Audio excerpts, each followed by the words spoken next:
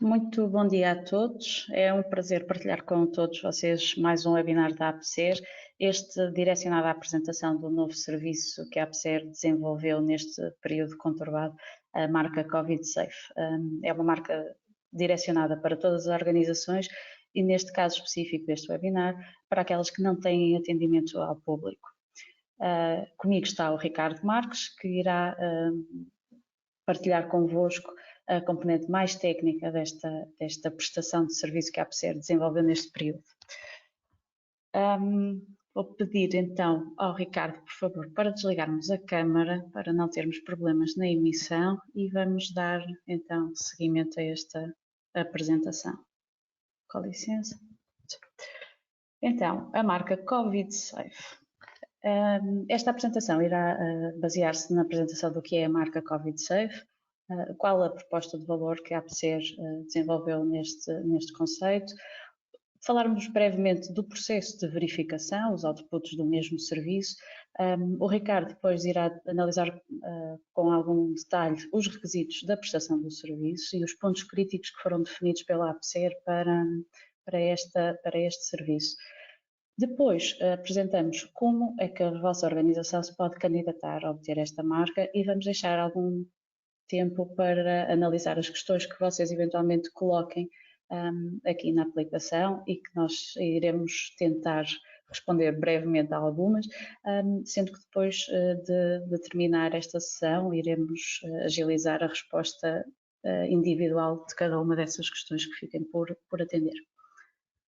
Então, a marca Covid Safe é uma marca desenvolvida pela APSER, que garante o cumprimento de todas as organizações das orientações que foram desenvolvidas e disponibilizadas pelas autoridades competentes e de trabalho relativamente à saúde e à segurança no contexto da pandemia Covid-19. Nós desenvolvemos este produto, marca Covid Safe, de acordo com as orientações que foram emanadas pela Direção-Geral de Saúde, pela Autoridade para as Condições de Trabalho, a ACT, e pela OIT, a Organização Internacional do Trabalho. Com isto, pretendemos que a vossa organização demonstre de uma forma clara o compromisso e o respeito pela saúde e segurança para todas as partes interessadas, nomeadamente para os vossos colaboradores, para os clientes, fornecedores, parceiros e a sociedade em geral. Esta prestação de serviço é aplicável a todas as organizações, independentemente do seu setor de atividade e da sua dimensão.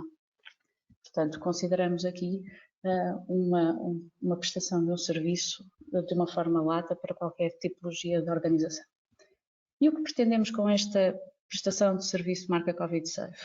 Garantir que a vossa organização retoma a atividade em segurança, reduzindo os riscos e atuando com responsabilidade neste período de retoma da atividade. Identificar aquilo que para a APSER foi definido como pontos críticos de acordo com as orientações emanadas pelas autoridades competentes e permitindo-nos avaliar os procedimentos e as práticas que vocês estabeleceram na vossa organização.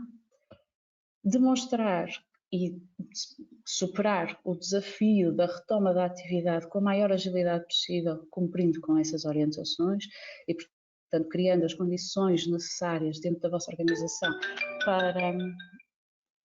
para a rápida recuperação da atividade e uma diretriz que, a meu ver, a mais relevante, gerar a confiança na vossa organização de que têm todas as condições para esta retoma da atividade e garantir, através de uma entidade independente, a APSER, a adequação e a fiabilidade das práticas que vocês instruíram na vossa organização.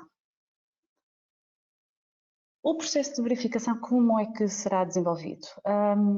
A verificação Covid Safe será realizada por um leque de auditores da APSER com uma vasta experiência profissional e com competências comprovadas na realização das auditorias no âmbito da saúde e segurança no trabalho. Esses auditores tiveram uma formação específica para esta verificação Covid Safe e, portanto, nós possuímos neste momento uma carteira de auditores para estas verificações Covid Safe. A APSER realiza a verificação de uma forma, como referi há pouco, independente, utilizando metodologias rigorosas, de forma a criar confiança nestes tempos de incerteza que vivemos atualmente. O processo em si, para aqueles que estão connosco e que são clientes da APSER, vão sentir-se em casa com este processo de verificação. É similar à metodologia utilizada pela APSER normalmente e, portanto, consiste na elaboração do planeamento da auditoria de verificação, com a vossa identificação da vossa organização, será-vos atribuído um interlocutor preferencial dentro da APSER, um Technical Manager, que irá proceder ao planeamento desta auditoria de verificação, agilizando convosco e com a equipa auditora nomeada a realização da auditoria de verificação. Esta auditoria de verificação será depois, todo o processo será sujeito a uma análise e aprovação do respectivo relatório e para todas aquelas entidades, todas as organizações que cumpram com as orientações e com os critérios definidos pela APSER, será atribuída a marca Covid Safe e emitida a respectiva declaração. Portanto, para os clientes a APSER, o processo é similar àquilo que já é comum à nossa prestação de serviço. Os outputs principais deste serviço. E será emitido o respectivo relatório que vai identificar o cumprimento dos critérios de verificação que foram analisados, os desvios naqueles pontos que nós identificamos como pontos críticos e pontos fortes e oportunidades de melhoria da organização. O Ricardo vai daqui a pouco falar-vos com pormenor dos pontos críticos para as organizações sem atendimento ao público. É emitida a respectiva declaração que terá uma validade de 6 meses, renovável após uma nova verificação. A marca Covid Safe também será atribuída à vossa organização e poderão dar o uso à marca Covid Safe durante o período de validade da vossa declaração.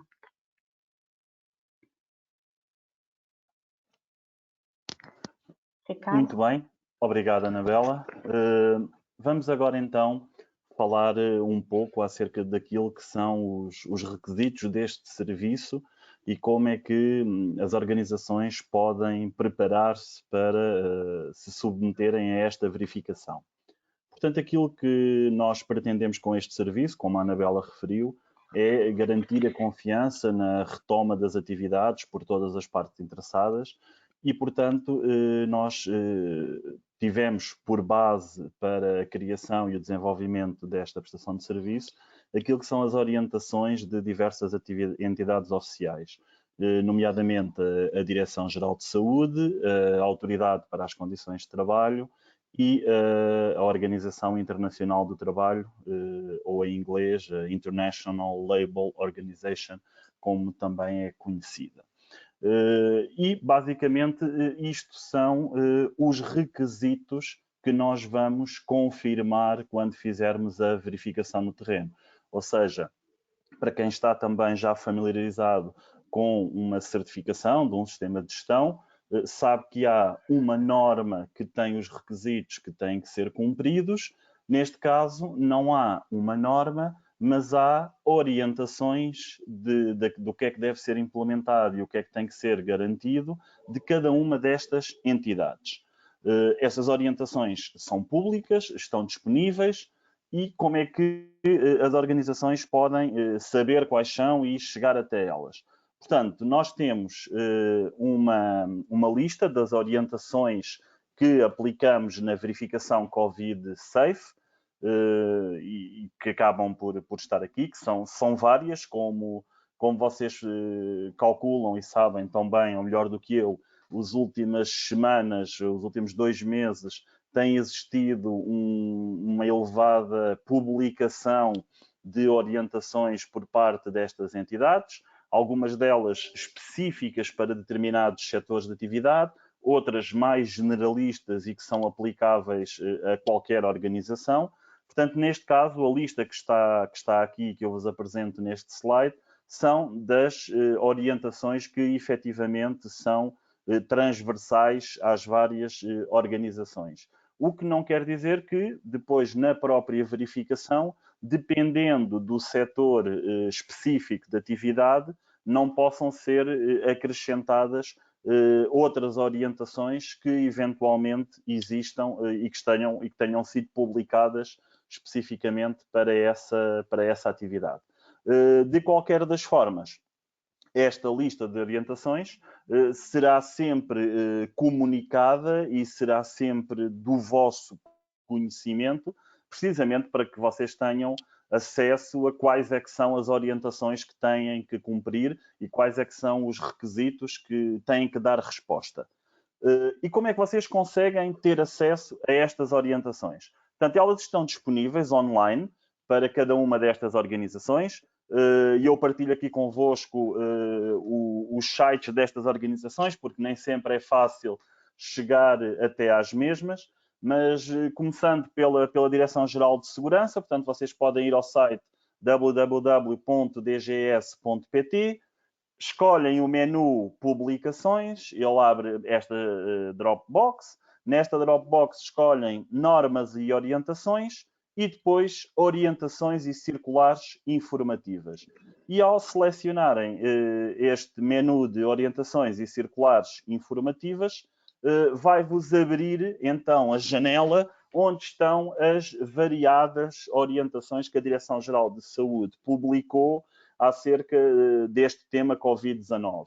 Todas elas estão sempre identificadas por um número, portanto, um número sequencial consoante elas vão sendo publicadas, e depois com o respectivo título que diz a que assunto e a que área diz respeito cada uma das orientações. Portanto, facilmente vocês conseguem chegar aqui a esta informação, fazer o download e começar a trabalhar sobre as orientações e os requisitos que as mesmas trazem e sugerem que tenham que ser cumpridos para garantir uma segurança nestes tempos mais difíceis. No caso da ACT, o princípio é exatamente o mesmo, portanto, é entrar no site da ACT, www.act.gov.pt, e logo na primeira página de entrada do site tem aqui as 19 recomendações para adaptar os locais de trabalho e proteger os trabalhadores. Portanto, é assim que entram, tem logo aqui este menu. Portanto, clicando neste menu, abre uma nova janela e nessa nova janela tem aqui um link que permite que façam também o download da versão integral destas 19 recomendações e, tal como no site da DGS, comecem também a consultar e a ver quais é que são os requisitos que estão referidos neste documento. E, finalmente, para a Organização Internacional do Trabalho, o procedimento é exatamente o mesmo, portanto, entrar no site, neste caso o site é em inglês, e é o www.ilo.org, e basicamente aqui a forma mais fácil é, aqui nesta caixa de pesquisa, escreverem o nome deste documento: Prevention and Mitigation of COVID-19 at Work, Action Checklist.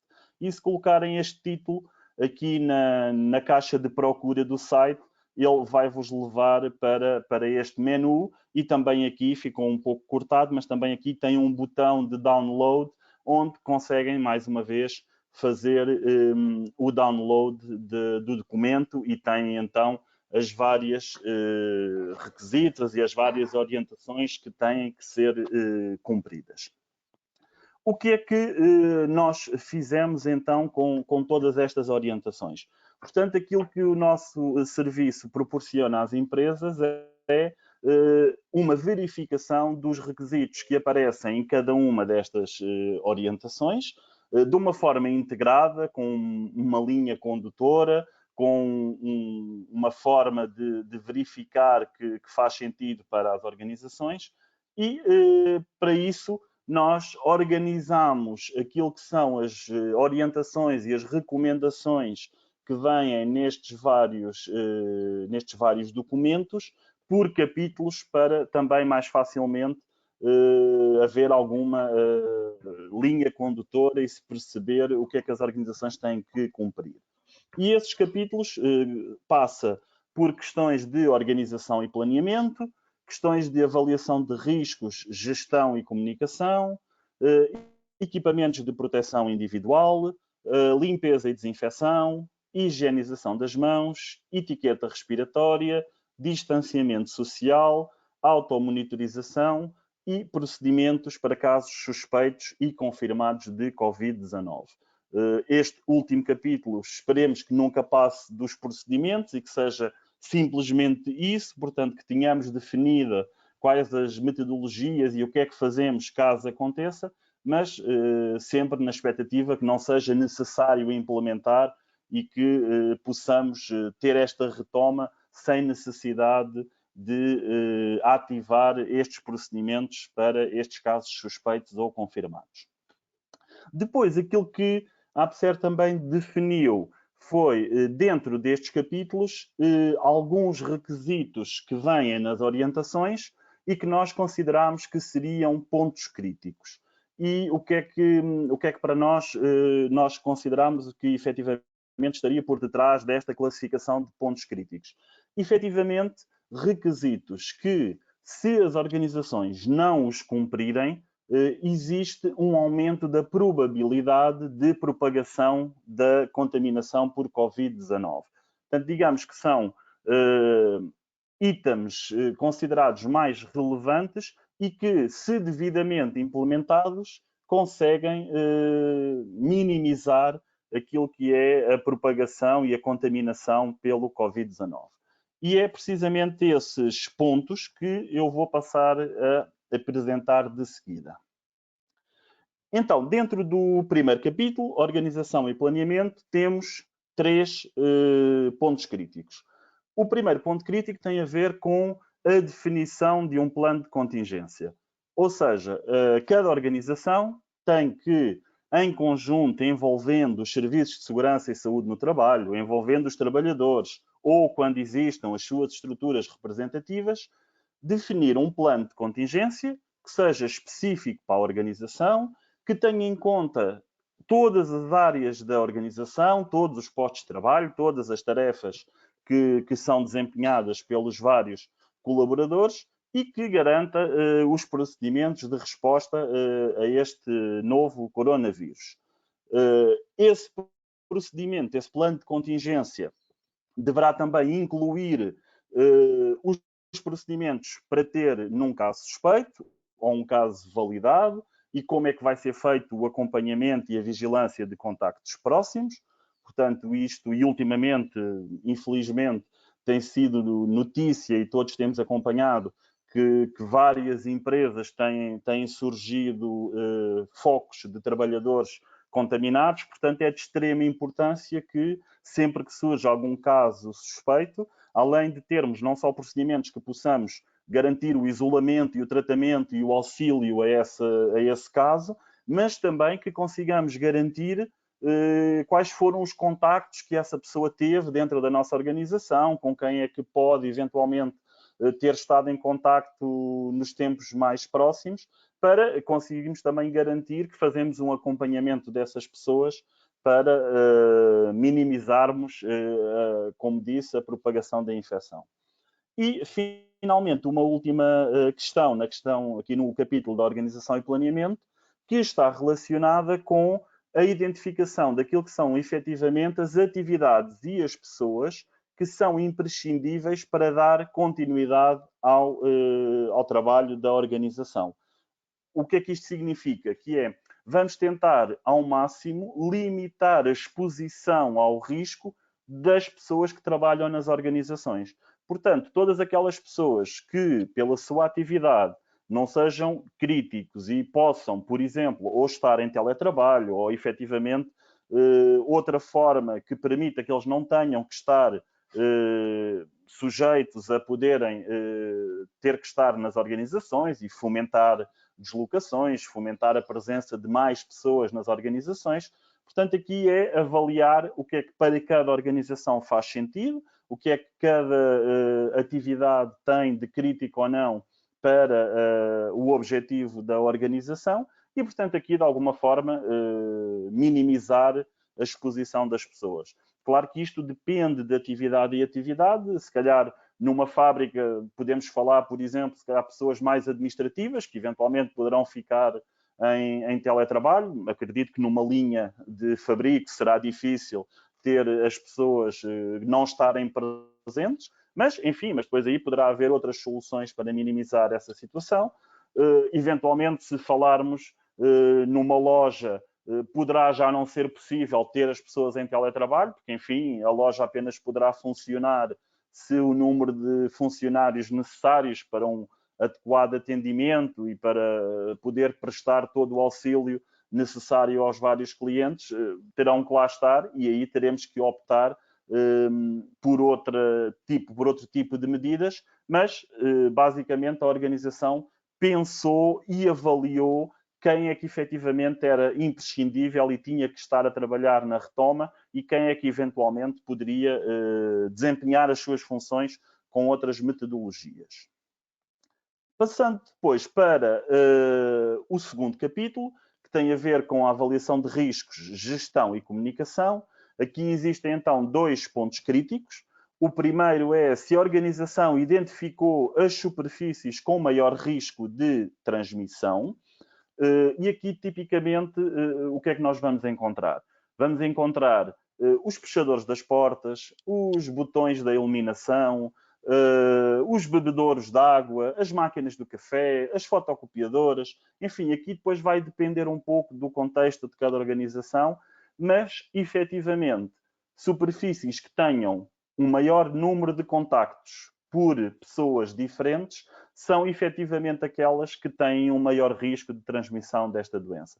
E, portanto, é crítico que a organização identifique essas superfícies e depois, mais à frente, vamos ver na parte da higienização que defina frequências adequadas para o controle, para a limpeza e higienização dessas superfícies, tendo em conta a minimização do potencial de transmissão. E depois o segundo ponto crítico aqui na avaliação de riscos é também o risco de potenciais interações entre trabalhadores, prestadores de serviço, clientes, visitantes no local de trabalho, contaminação do ambiente de trabalho e implementação de medidas.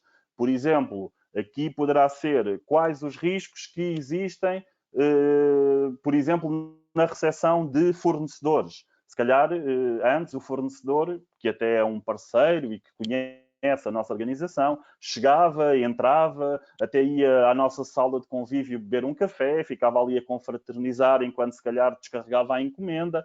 Enfim, isso, logicamente, são riscos de potenciais interações que têm que ser avaliados e que, eventualmente, nestes próximos tempos de retoma, terão que ter outro tipo de controle e outro tipo de metodologias para, mais uma vez, garantirmos que salvaguardamos os nossos colaboradores e as pessoas que estão nas nossas organizações. O capítulo 3 diz então respeito aos equipamentos de proteção individual. Neste caso, estamos logicamente a falar da proteção dos nossos colaboradores e aquilo que é crítico é, em primeiro lugar, que a organização avalie ou reavalie a proteção dos seus trabalhadores relativamente a esta epidemia.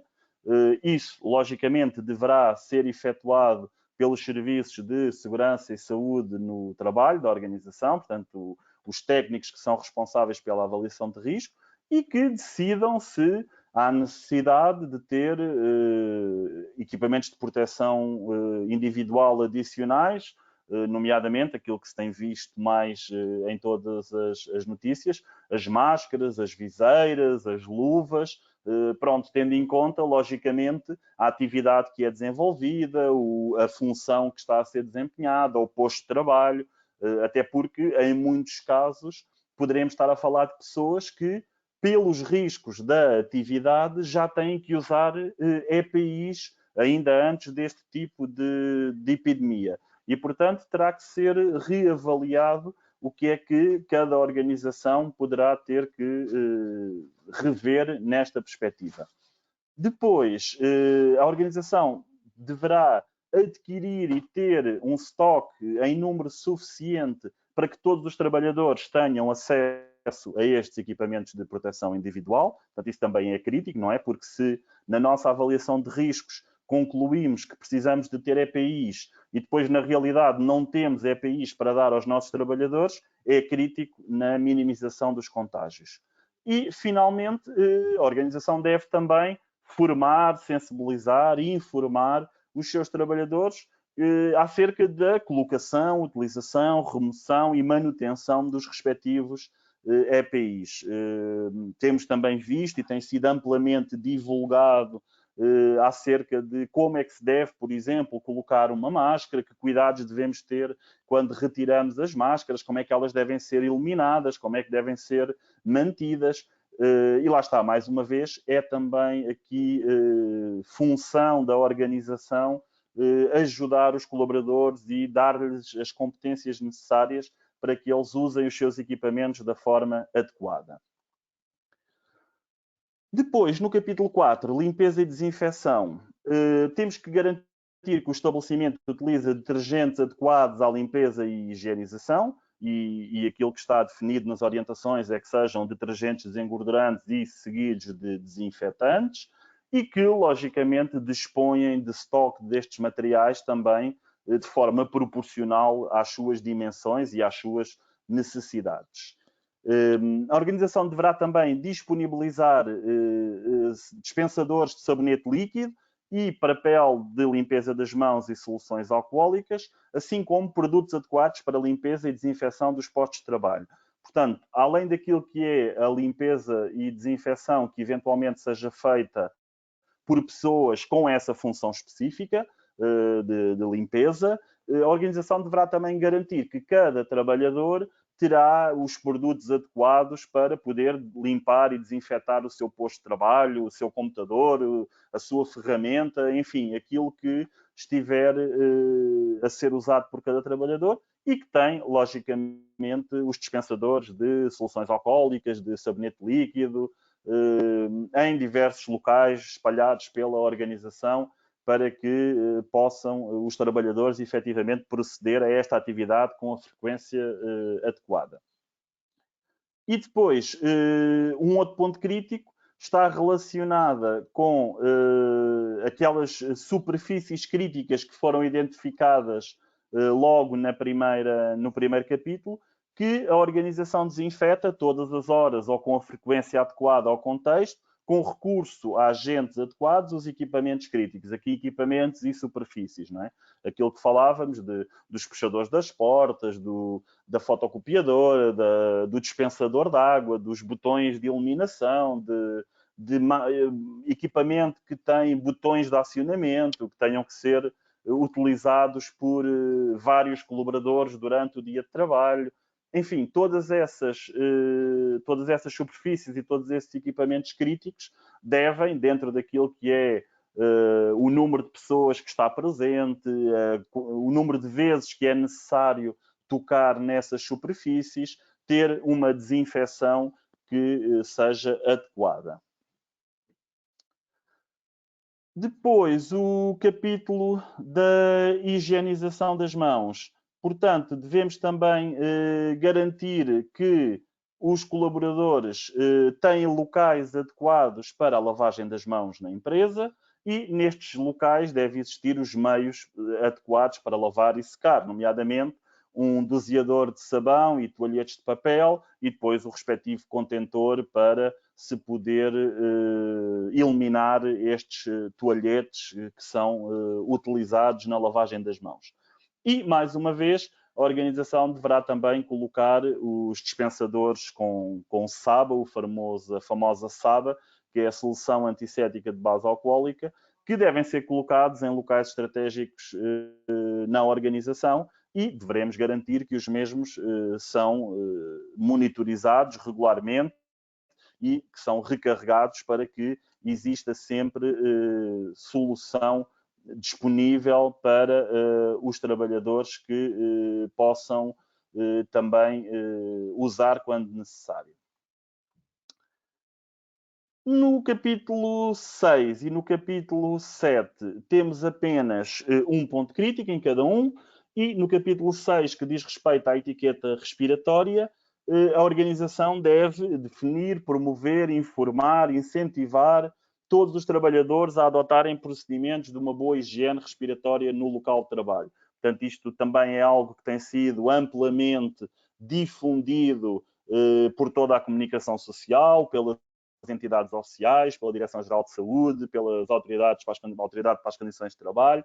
Portanto, as pessoas, os trabalhadores, no seu dia-a-dia, devem respeitar, devem ter consciência, estar informados, estar capacitados para, sempre que precisarem de tossir ou de espirrar, que o façam protegendo a boca ou com a parte interior do cotovelo ou com um lenço de papel que deverá ser de uso único e deverá ser eliminado após essa utilização e procedendo, logicamente, a seguir à correta higienização das mãos para garantir que há a mínima possibilidade de contágio.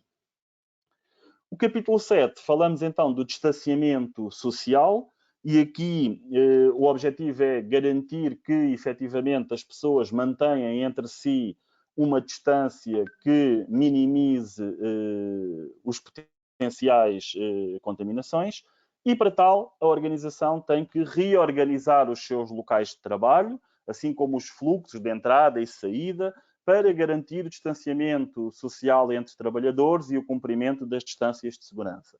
E aqui a forma como os locais de trabalho são reorganizados pode ter as mais variadas formas, porque pode passar por, quando possível, afastar fisicamente os postos de trabalho, quando é possível, pode passar por criar rotatividades nas equipas, de forma a que não estejam no local de trabalho todas as pessoas em simultâneo, pode passar por criar barreiras físicas entre os postos de trabalho. Enfim, há um conjunto de metodologias e de ferramentas que poderão, de alguma forma, ser aqui aplicadas e que, de alguma forma, podem garantir o cumprimento deste ponto crítico.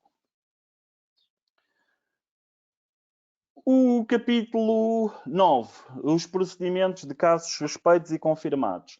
Temos aqui, então, 3 pontos críticos, e estes pontos críticos são: a organização deve definir uma área de isolamento, portanto, ela deve estar definida. Depois, as orientações seguem e têm um conjunto de requisitos que têm que ser garantidos acerca desta área de isolamento.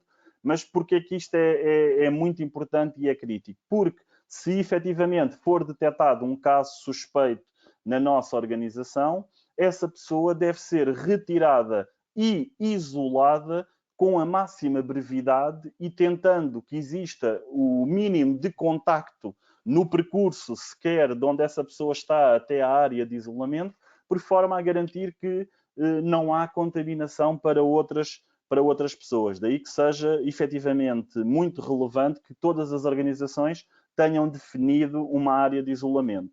E essa área de isolamento pode ser definida, é uma sala, é um gabinete, enfim, é uma divisão que de alguma forma é definida em termos de procedimento e de plano de contingência e que depois deve seguir e deve ser apetrechada com os vários requisitos que estão presentes nas orientações. Depois, se houver um caso suspeito de infecção, devemos também verificar que a organização acionou o plano de contingência.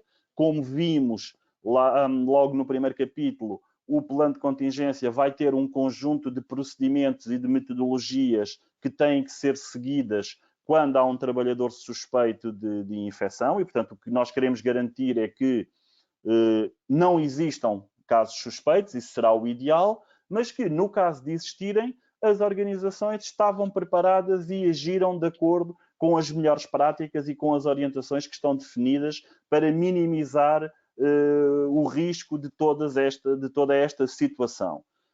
E, finalmente, que quando existem casos suspeitos e que podem eventualmente estar na área de isolamento, os profissionais de limpeza que foram efetuar a limpeza e a higienização da área de isolamento seguiram todos os procedimentos que estão definidos pela Direção-Geral de Saúde para a limpeza e desinfecção destes espaços.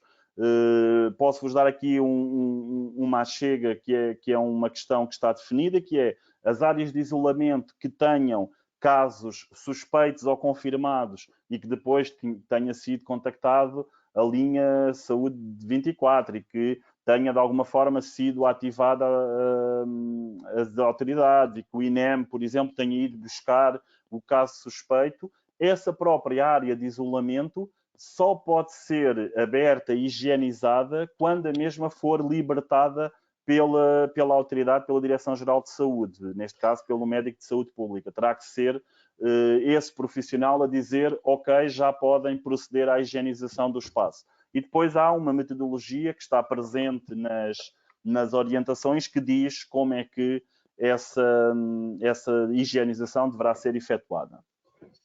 E relativamente aos pontos críticos para estabelecimentos sem atendimento ao público, são estes.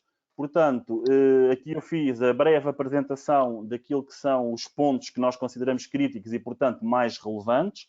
No entanto, relembro que as orientações têm um conjunto mais alargado de requisitos que as organizações devem também respeitar. Portanto, terão que, com alguma atenção e com algum cuidado, fazer a análise de todas as orientações e de todos os requisitos que estão lá presentes, sendo que estes que eu vos apresentei aqui são aqueles que obrigatoriamente têm que ser cumpridos para poderem conseguir obter a declaração de conformidade e a marca Covid Safe. Logicamente, iremos também avaliar todos os outros e todos os outros também terão que ser cumpridos.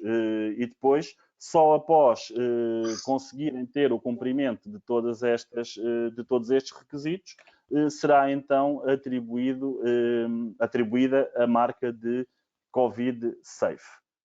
E passava agora a palavra à colega Anabela para ela continuar com a apresentação. Obrigada. Pronto. E agora, como obter então a marca Covid Safe? A vossa organização deverá considerar todas estas orientações que têm sido emanadas pelas entidades competentes, proceder ao planeamento e à implementação dessas mesmas orientações nas vossas organizações. Após a retoma da atividade, e com isto nós queremos clarificar que a organização tem de estar a elaborar para realizarmos esta verificação. Após a vossa retoma da atividade dentro de alguma normalidade, procedemos então à realização da verificação. Vocês efetuam o vosso processo de candidatura à APSER e realizamos então a nossa auditoria de verificação de acordo com as listas desenvolvidas pela APSER, atendendo a todas as orientações da DGS, ACT e OIT. Após o processo de auditoria, conforme nós analisamos anteriormente, e a validação do cumprimento dessas orientações, é-vos atribuída a marca Covid Safe. Okay? Então, e que elementos são necessários para procederem à candidatura da vossa organização junto da APSER?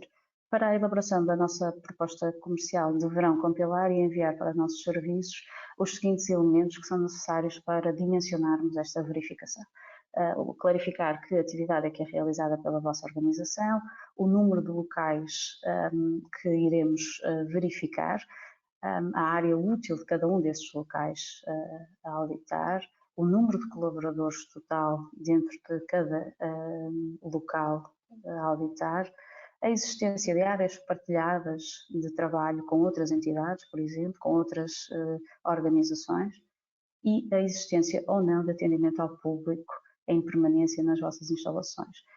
Como o Ricardo referiu, existem pontos críticos que foram determinados para organizações com atendimento ao público, sendo que são diferenciados para as organizações com ou sem atendimento ao público. Portanto, precisamos de clarificar previamente essa circunstância. Com estes dados recolhidos e trabalhados por nós, então apresentamos a nossa prestação de serviço para a obtenção da marca Covid Safe. E, portanto, essa vossa vontade de demonstrar o cumprimento das orientações emanadas pelas entidades competentes será depois demonstrada através do uso da marca Covid Safe. Ricardo, porventura agora ligávamos novamente as câmaras para irmos respondendo a algumas das questões que nos foram aqui colocando. Por exemplo, a Maria Gomes questiona qual é a orientação que refere o procedimento de limpeza da área de isolamento? Não consigo responder de cabeça, não tenho. Eu agente, Infelizmente pronto, ainda não consegui exatamente, decorar quais todas os as requisitos que têm orientações. cada orientação, então, porque são bastantes orientações, mas é uma questão que nós podemos ficar com essa informação e responderemos por e-mail, porque é uma A questão todas relativamente elas. simples. Ela estará claramente identificada. Eu não quero cometer erro, mas eu julgo que é a orientação 3, mas posso estar enganado. Ok. De qualquer modo, nós vamos posteriormente, não hoje, certamente, mas no início da próxima semana iremos responder a todas as questões que não forem aqui abordadas. Portanto, Maria, não se preocupe que nós vamos responder. Uma outra questão, onde se inserem as avaliações de risco psicossociais e medidas de apoio aos trabalhadores, por exemplo, conciliação, teletrabalho, formação? Ok, está também previsto, não foi considerado um ponto crítico, portanto, porque efetivamente, como eu referi, os pontos críticos são aquelas orientações, aqueles requisitos que estão diretamente relacionados com a minimização da propagação do Covid-19, mas nas orientações está também previsto em requisitos que a organização deve providenciar junto dos seus serviços de segurança e saúde no trabalho e junto dos seus colaboradores formas de minimizar as questões de teletrabalho, da conciliação com a vida pessoal, das pausas, de exercício físico, de sedentarismo. Existem também requisitos relacionados com essa atividade. Não foram classificados, digamos assim, como pontos críticos, porque estão relacionados com a saúde dos colaboradores, mas não diretamente com a propagação e a contaminação pelo coronavírus. Exatamente. Portanto, a nossa verificação considera muitos mais pontos para além daqueles que foram agora apresentados. Exatamente. Certo? Uma outra questão, no caso dos colaboradores terem mesmo de contactar uns com os outros de forma menos distante, ajudar a carregar uma peça, por exemplo, não há um tempo limite de contacto? Ouvi falar em 15 minutos, é verdade? Que eu tenha conhecimento, nas orientações essa informação não está presente. Não sei, pronto, por vezes também surgem aqueles boatos que até podem ter algum fundamento e podem vir a ser confirmados, eventualmente por algum estudo científico, porque estou a pensar que os 15 minutos, existem estudos que dizem que para que possa existir uma contaminação entre uma pessoa que está infectada e uma pessoa não infectada, o tempo médio de contacto terá que ser superior a 15 minutos. Talvez daí tenha vindo essa sugestão que se dois trabalhadores tiverem que estar a carregar algo em simultâneo ou em contacto um com o outro, não poderá ser superior a 15 minutos. Mas, efetivamente, não está presente nas orientações. Aquilo que, eventualmente, podemos fazer nessa situação, que foi o que eu referi, quando não é possível medidas de distanciamento social, pela natureza da atividade, é garantir que os trabalhadores estão protegidos. Se ambos usarem máscara, se ambos usarem luvas, Todos se os EPIs depois, necessários. exatamente, tiverem uma correta higiene respiratória e higiene das mãos, com certeza que vamos estar a minimizar a probabilidade de contaminação entre os trabalhadores. Ok, obrigada. Uma outra questão é como se vão constituir as nossas equipas auditoras? Portanto, as equipas auditoras vão ser formadas, dependerá sempre da tipologia da organização, da dimensão da verificação, do número de locais, mas basicamente segue o mesmo princípio das nossas auditorias a sistemas de gestão e das nossas auditorias de certificação.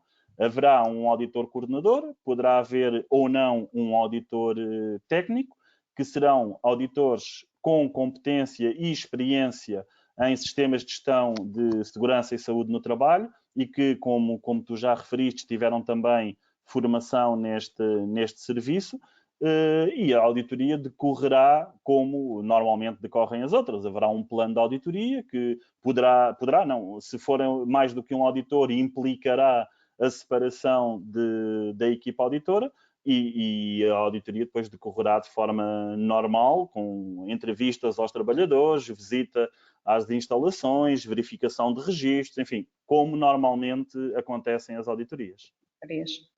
Uma outra questão, nós ainda temos algum tempo. No caso dos escritórios, em que existe alguma movimentação apenas para ir a uma impressora, por exemplo, será obrigatório o uso da máscara? Isso aqui depois dependerá sempre da avaliação de risco que for Riscos. efetuada, não é? Porque depende do número de pessoas que estão no escritório, depende dos contactos que existem dessas pessoas, depende se há rotatividade nas equipas ou não, enfim. Do layout das instalações, Do layout etc. das instalações. Eu diria que, tal como referi nos pontos críticos, a impressora será sempre uma superfície de risco, porque vai ser usada por por algumas pessoas e várias vezes ao dia, e, portanto, se houver uma pessoa que esteja infectada, pode, através dos botões da impressora, da tampa, de abrir a folha, de pôr uma folha, enfim, de alguma forma levar à propagação da infecção. Ok. Uma outra questão é qual é o tempo estimado entre a realização da auditoria e a emissão do certificado Covid Safe? Clarificar que não é um certificado, é uma declaração, está bem? Certo. Pronto, nós, logicamente, isto é um serviço que está, de alguma forma, as organizações estão muito desejosas, se assim puder dizer, de obter este reconhecimento e esta marca. E aquilo que nós temos pensado em termos deste serviço é que, efetivamente, a análise e a revisão do relatório e a atribuição da marca ocorra o mais rapidamente possível a seguir à realização da verificação. Portanto, não vou dizer que são 5 dias, 10 dias, 15 dias. Poderemos ter casos que, se calhar, no dia seguinte já vai ser possível de atribuir. Podemos ter outros casos, podemos ter que clarificar algumas questões, teremos que validar algum incumprimento que eventualmente exista e pode demorar mais algum tempo. Mas, da nossa parte, existe o compromisso que será o mais rápido possível a seguir à realização da verificação. Uma questão que não colocaram aqui, mas que têm-nos colocado frequentemente os clientes a APSER, é se estas auditorias podem ser feitas em conjunto com auditorias ao sistema de gestão. Sim, podem. Na perspectiva que os auditores estivermos a falar de um sistema de gestão de segurança e saúde no trabalho, claro que sim, porque já estará presente um auditor que terá as competências para a realização deste serviço. Mesmo que não seja, mesmo que seja uma auditoria do sistema de gestão da qualidade, por exemplo, se o auditor tiver esta competência, ainda que não esteja a auditar essa matéria, poderá também complementar com a realização desta auditoria. Aquilo que nós temos previsto é que, apesar da auditoria ser feita em simultâneo, terá sempre uma avaliação independente. Portanto, haverá sempre um relatório para o sistema de gestão e haverá sempre o relatório do serviço Covid Safe, e que depois serão analisados de forma independente. Ok. Uma outra questão que está aqui a surgir é o porquê de um certificado com validade de 6 meses? Muito bem. Isto tem a ver com a velocidade com que todos estes temas estão a evoluir e com que todas as questões estão a acontecer. Nós, há um mês atrás, estávamos numa situação completamente diferente. Não sabíamos sequer quando é que retomaríamos, não tínhamos, se calhar, metade das orientações que temos hoje em dia, e, portanto, a velocidade com que estas coisas estão a evoluir e estão a acontecer não nos permitem garantir que estas práticas se mantêm por mais do que 6 meses, porque com um grau de confiança relativamente elevado, nos próximos 6 meses vão surgir novas orientações, vão surgir novas realidades, vão surgir mais estudos, mais conhecimento que nos vão dizer que, se calhar, aquilo que nós hoje consideramos como certo já poderá não ser tão adequado e, portanto, temos que efetivamente limitar no tempo a validade desta declaração, porque evolui muito rapidamente. Sim, com isto também relembrar que a própria prestação de serviço também ela será revista mediante essa atualização Claro. das orientações emanadas, não é? A Marta questiona, existe limite de pessoas nas cantinas, refeitórios das empresas? não existe limite, existe o cumprimento do distanciamento social. Se eu tiver uma cantina que tem dimensão suficiente para pôr lá todos os meus trabalhadores em simultâneo e mesmo assim manter uma distância entre eles, não há qualquer limite, eu posso lá ter todos em simultâneo. Claro que eu diria que isto é uma utopia, porque não conheço nenhuma organização que tenha uma cantina onde consiga sentar todos os seus colaboradores em simultâneo e manter uma distância de 2 metros entre cada um deles. Não é? E, portanto, aqui eu diria que não existindo esse limite, como existe, presumo que eventualmente esteja a pensar no limite imposto na orientação para a restauração, em termos de ocupação, ou o limite imposto para os transportes públicos, na cantina não existe, mas estará enquadrada naquele ponto crítico se foram definidas as metodologias que garantem distanciamento social. Ok, muito bem. E agora, talvez para terminar, qual o custo desta auditoria para as organizações? Conforme, e esta, porventura, posso responder, conforme eu referi há pouco, nós temos que dimensionar esta verificação à tipologia da vossa organização, ao número de locais, ao número de colaboradores e a uma série de outras características da vossa organização. E, portanto, peçam-nos uma proposta, façam-nos chegar o vosso pedido e nós enviamos a nossa apresentação de serviço para a vossa organização. Vamos ainda divulgar algumas formações que estão disponíveis já no site da APSER com esta tipologia de serviço. Temos uma formação dia 22 de junho de medidas de higienização, limpeza e desinfecção. E no dia 27 de julho também já está disponível a formação como integrar o Covid-19 no seu sistema de gestão ou como desintegrar o Covid-19 no seu sistema de gestão. Um pequeno trocadilho, têm que assistir para perceber. Relembrando que, se necessário e se vocês acharem adequado, podemos sempre desenhar formação in company à medida da vossa entidade, das vossas necessidades. Podem consultar o site da APSER, Educação e Informação, têm lá todas estas informações disponíveis. E pronto. Foi a nossa apresentação da marca Covid Safe APSER. Peçam-nos uma proposta, estamos disponíveis, nós conseguimos prestar este serviço o mais rapidamente possível. Estamos ao vosso dispor para qualquer questão que queiram nos colocar com este webinar. Ricardo. Sim, quero também agradecer a todos a participação. Esperamos que tenha sido útil e que tenhamos de alguma forma contribuído para que possam também entender um pouco melhor este nosso serviço e melhorar e garantir também a segurança na retoma que se iniciou ou que se avizinha para breve e que, como a Anabela referiu, a APSER possa também ser o parceiro a dar confiança a todos vocês nesta retoma que começa a ser desejada por todos nós. Exatamente, uma retoma, uma nova normalidade, não é? Exatamente. Estamos ao vosso dispor para qualquer questão. Podem sempre utilizar os meus contactos, que estão aqui disponíveis na apresentação. A apresentação, Filipe Campelo colocou essa questão, à partida será disponibilizado no nosso canal do YouTube e, portanto, poderão voltar a rever esta apresentação se acharem necessário. E pronto, acho que muito obrigada por terem acompanhado este webinar e por terem estado connosco. Estamos ao vosso dispor para qualquer questão adicional. Obrigada. Obrigado a todos. Ricardo. Bom dia. Obrigado, Anabel.